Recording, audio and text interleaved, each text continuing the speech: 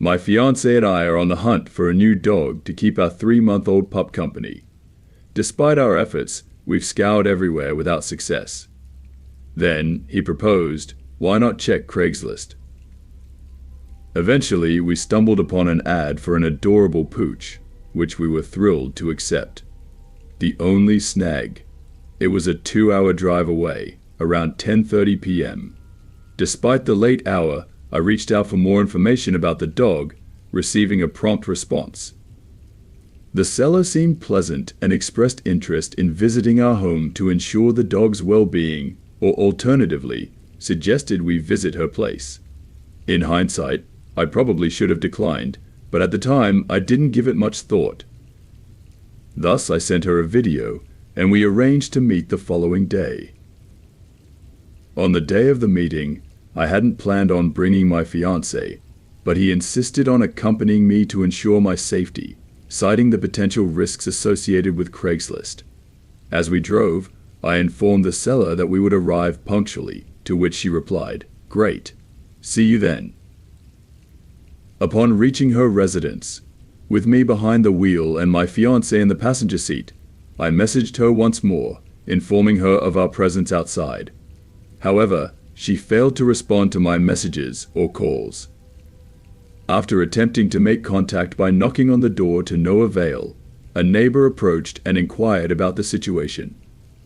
When I explained that I was there in response to a Craigslist ad about a dog, the neighbor seemed puzzled. "A dog? I saw the ad, but there are no dogs in that house," she said.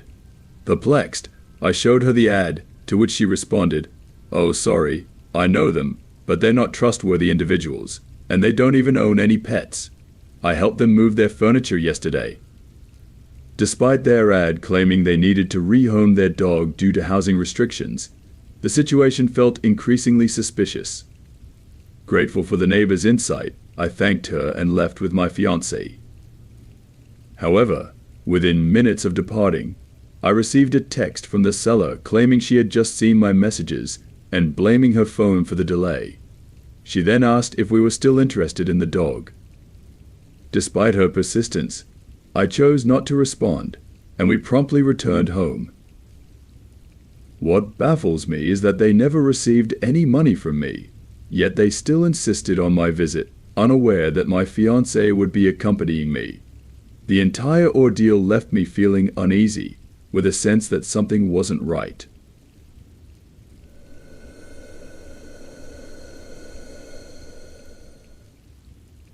I'm a 44-year-old man living alone in Georgia.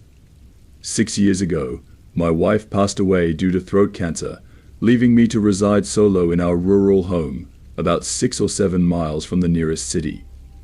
Though not too distant, an injury to my leg necessitates the use of a cane for mobility. Fortunately, I receive workers' compensation for it. Consequently, I spend most of my days tending to a sizable garden on my property, cultivating essentials like corn, carrots, potatoes, and cabbage for sustenance. You'd often find me operating my tractor if you were to visit. Now, let me delve into why I'm sharing this narrative. My trusty old tractor had seen better days and was in dire need of replacement. Hence, I decided rather abruptly to sell it before the impending harvest. The intention was to utilize the proceeds from the sale as a down payment for a newer model. With prior experience in online selling, particularly on Craigslist, having sold items like an old El Camino when my wife was still alive, I deemed it worth a shot. Thus, I posted an ad on Craigslist used John Deere for sale. Need to sell fast $1,500 cash. Soon enough, the inquiries began flooding in. 12 calls in a single day, each expressing interest in purchasing the tractor. However, only the final caller seemed promising. He spoke passionately about his desire to work the land, mentioning his urgent need for a functioning tractor to clear overgrown areas on his property. What's more, he claimed to have the cash ready. Consequently, I arranged for him to visit that evening, just as the sun was beginning to set. But then, darkness descended suddenly. When I regained consciousness, my front door lay shattered, and blood trickled from a wound on my head. Noises emanated from inside the house, objects falling, striking walls and floors. Emerging from the shadows was a younger man, clutching my late wife's jewelry box, a wicked grin adorning his face. As he made his exit, our eyes met, and I approached him, despite the agony pulsating through my head and leg. "Stay down, old man. I don't want to have to hit you again," he warned, before disappearing into the woods behind the house, taking with him my wife's cherished mementos. I remained sprawled on the ground for what felt like an eternity, the pain intensifying with each passing moment. Upon attempting to rise, I cried out in agony, my leg swollen grotesquely below the knee.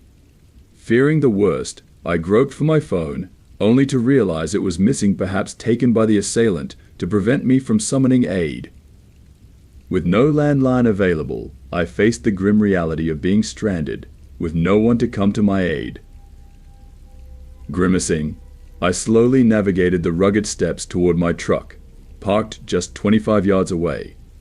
Every movement was excruciating, compounded by the presence of a coyote, its hunger stirred by the scent of blood. Ordinarily, I'd chase them off, but now, prone and vulnerable, I could only watch as it closed in. Thankfully, I reached my truck in time, but consciousness eluded me thereafter. When I awoke, it was morning, and a stranger's face peered through the window. Panic gripped me until I realized it wasn't the same assailant. Moments later, first responders arrived, and I was rescued from my predicament. As it turned out, the man who found me was one of the callers from earlier. In a stroke of luck, he decided to swing by my property that morning, unaware of the events that had transpired. His timely arrival likely spared me from a dire fate.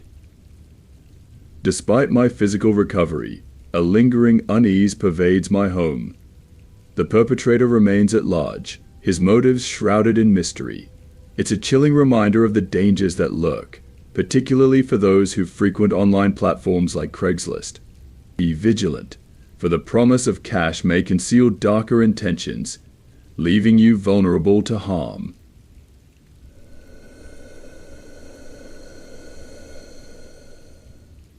I want to share something crucial, especially for aspiring actors or models.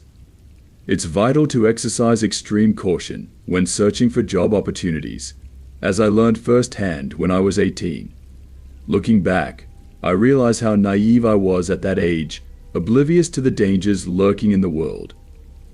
Here's my story. I was brimming with excitement about pursuing a career in modeling, so I relocated to Los Angeles with high hopes of securing representation from a reputable agency.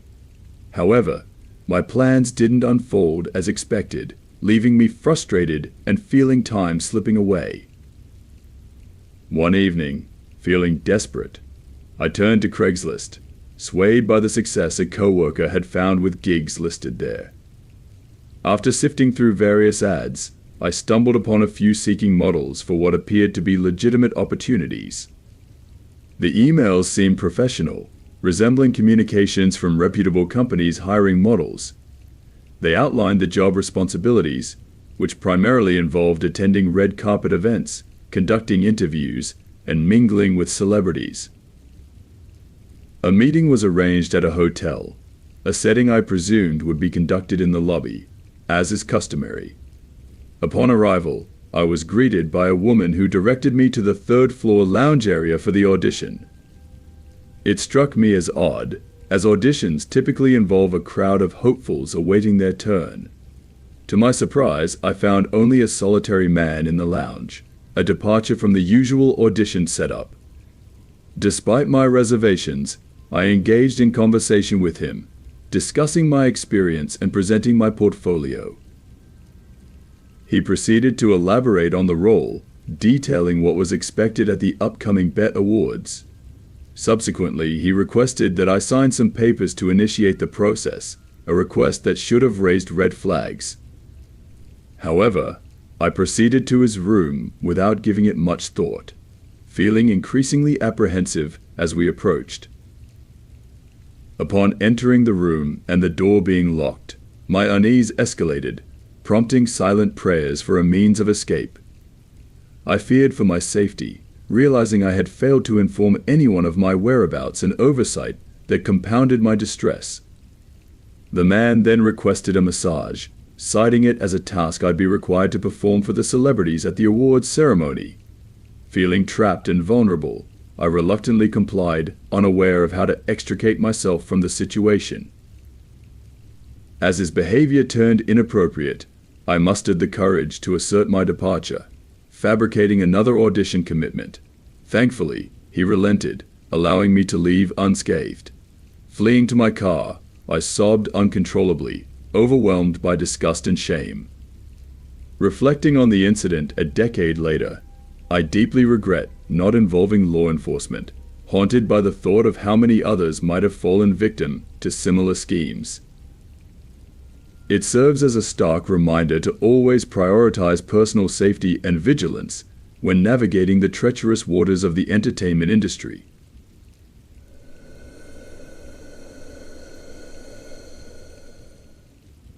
This is the weirdest thing that's ever happened to me, and it's causing a lot of trouble in my life. Let me provide a bit of background about myself. I'm a 23-year-old woman residing in a tiny town in rural Mississippi, one of those places where everyone seems to know each other. Despite having friends, I've always felt a sense of disconnect, as if I didn't quite belong in this town. A few years ago, I encountered a guy on Tinder who lived a few towns away. While he wasn't the most visually appealing, his personality intrigued me, prompting me to overlook his appearance and get to know him better. We embarked on several dates, which, although not dreadful, didn't exactly sweep me off my feet. Nevertheless, he exhibited politeness and never pressured me into anything uncomfortable, qualities I admired. After approximately 3 weeks of casual interaction, we both sensed a special connection and mutually agreed to deactivate our Tinder accounts, opting to focus on nurturing our budding relationship. Initially optimistic about our prospects, I gradually began to notice peculiarities in his behavior, more than mere quirks like enjoying conspiracy theory documentaries on Netflix. Signs of significant mental health issues surfaced, including symptoms suggestive of personality disorders, bipolar disorder, and episodes of intense anxiety and depression. His inability to cope with stresses often led to emotional meltdowns, such as the incident involving his uncle's visit, during which he contemplated violence as a means of coping. Following several unsettling occurrences, I realized I needed to end the relationship, prioritizing my own well-being despite my inclination to assist others. Around 3 to 4 weeks into our relationship, I mustered the courage to broach the subject during a coffee meetup. Surprisingly, he accepted my decision with a level of equanimity that caught me off guard. Despite his palpable sadness, he neither lashed out nor exhibited any concerning behavior, merely expressing his sorrow before departing. Now, onto the bizarre turn of events that ensued. Despite only dating for a brief period and him being unaware of my address or visiting my home, I was stunned to discover his car parked in my driveway nearly a year later on Valentine's Day. Accustomed to the quietude of rural Mississippi, such an unexpected visitation unsettled me deeply. He emerged from the car bearing flowers, his demeanor indicating distress and disquietude. Approaching him cautiously, while keeping my pistol concealed, I queried his presence, to which he simply responded, "Will you be my Valentine?" His inebriated state set off alarm bells, prompting me to urge him to depart immediately. Surprisingly, he complied without resistance, driving off without a word. However, he inadvertently left behind a pair of metal handcuffs, a chilling reminder of his unsettling presence. After ensuring his departure, I alerted the authorities, though their hands were tied as he hadn't committed any overtly illegal acts. Consequently, I cautioned my loved ones to remain vigilant should they encounter his vehicle. As I found myself alone and vulnerable in a remote locale, I underscored the importance of self-defense and preparedness in similar circumstances.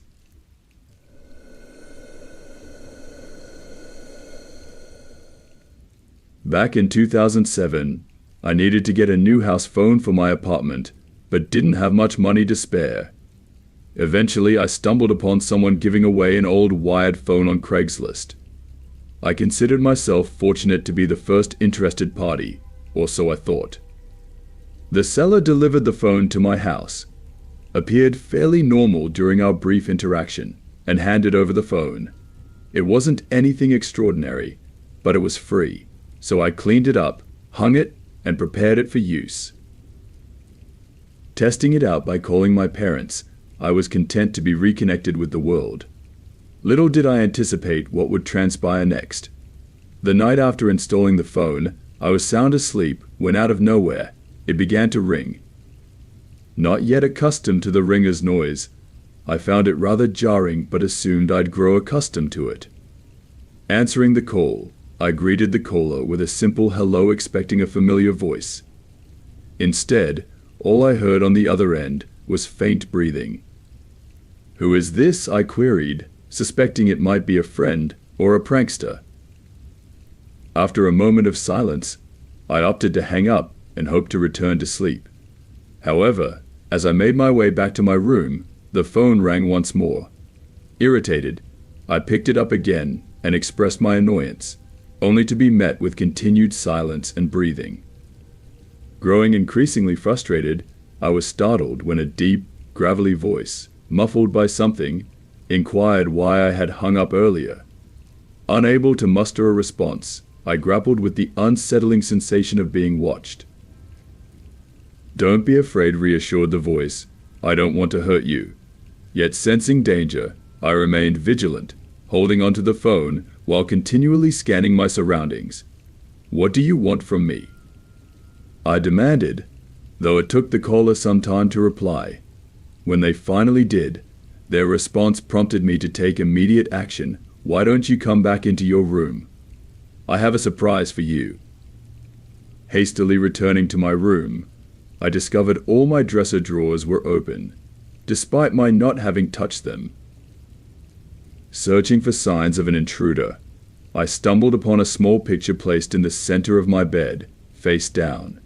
As I cautiously flipped it over, I was confronted with a chilling sight: a photo taken from the hallway outside my bedroom, capturing me conversing on the phone.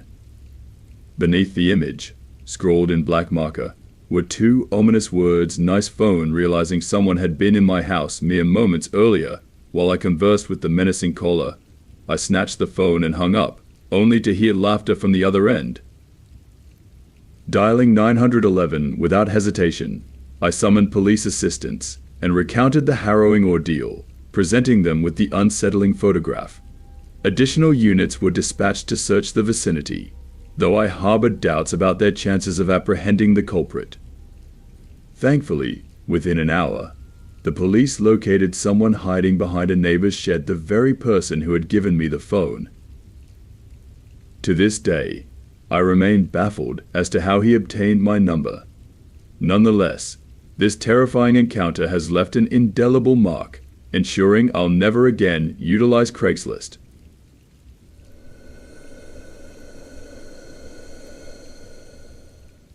I have one piece of advice that I think is worth giving to everyone: never get a roommate from Craigslist. They might seem perfectly normal at first, but you never truly know the kind of person someone is until you're behind closed doors with them. I was fresh out of college and, for a while, living in a 2-bedroom apartment with a friend of mine. But he had to move out, and in order to make rent every month, I had to find another person to move in. Everyone I knew already had decent living situations, so the only thing I could think of was to put out an ad online. Surprisingly, my Craigslist ad was a hit, and I actually had a few people hitting me up about it. I met up with the only person who actually seemed serious, and for the most part, they seemed like just a normal person. Ryan ended up moving into the apartment about a week after I met him, and all of his paperwork got approved by our landlord. That first day, everything seemed like it was going to be fine.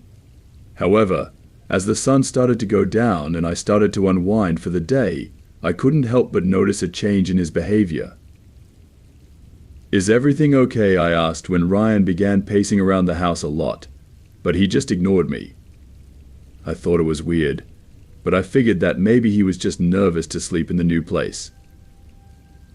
Eventually, I went into my room and got ready to go to sleep, but before I could actually pass out, I noticed something really strange. Just outside of my door, there was a strange scraping sort of noise. I listened for a minute as the noise started to get louder and louder. That was when I realized that something was scratching against the other side of my bedroom door. "Ryan, do you need anything?" I called out, but I was met with silence. Now, not even that strange scratching sound. Again, I brushed it off as Ryan just being anxious, and eventually, I was able to go to sleep. Of course, it helped that he wasn't standing at my door anymore. The next day, I got up and went to work like nothing had happened. But when I got home, I noticed that Ryan hadn't gotten out of his room. I didn't want to disturb him, so I just went about my normal business. Eventually, it was time to go to sleep again. But much like the night before, I couldn't get to sleep right away, because as soon as I laid down, I could hear someone scratching at my door. This time I decided not to call out and just confront Ryan about what was going on. I stood up and walked over to the door. But before I could reach for the handle, I heard footsteps going from my room to his, and then his door slammed shut. I was really tired, so I decided to just lock my door and go to sleep. The next day, I texted Ryan from work saying that I would like to talk to him about his behavior at night, but I didn't get any response.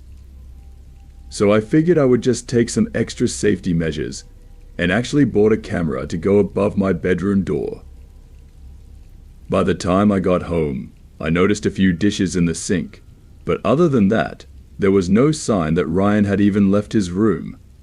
I sent him another message about it, but he didn't answer his phone despite me hearing the notification sound in the other room. So all I could think to do was to set up the camera and then go to bed. That night, I decided I wouldn't do anything when I heard Ryan at the door, just to see what he would do. And sure enough, like clockwork, as soon as I got into bed, I could hear the sound of him standing outside of my door. I popped open the camera app on my phone and started watching him, and I was pretty freaked out by what I saw. Throughout the night, Ryan had used his finger to slide up and down the door, which must have been the scratching noise that I was hearing. Only this time, I didn't stop, which is when things got really strange. After standing at my door for about 25 minutes in silence, Ryan walked out of view of the camera and then came back in with one of my kitchen knives in his hand. I took a deep breath as he reached out for the door handle, and I was thankful that I started locking it after he moved in. As quietly as I could, I called the police and told them what my roommate was doing. But Ryan must have heard me while I was on the phone with them, because I heard a single loud thud against the bedroom door, as if he tried to kick it open, which was followed by the sound of footsteps running through the house. As I waited for the police to come, I watched the camera to see what he was doing, but all I could see was him walking through the hallway with a small backpack on. A few seconds later, I heard the sound of the front door opening and closing. Ryan had run away by the time the police got there, and I had no idea where he could have gone. The officers told me to notify them if I happened to see Ryan again, but after that, there was no sign of him. Even the landlord was unable to reach him, and he needed him to finish filling out some paperwork. Eventually, I moved out of the house and found a new place to live that I could afford by myself. I don't think I can handle another roommate, not unless I knew them first.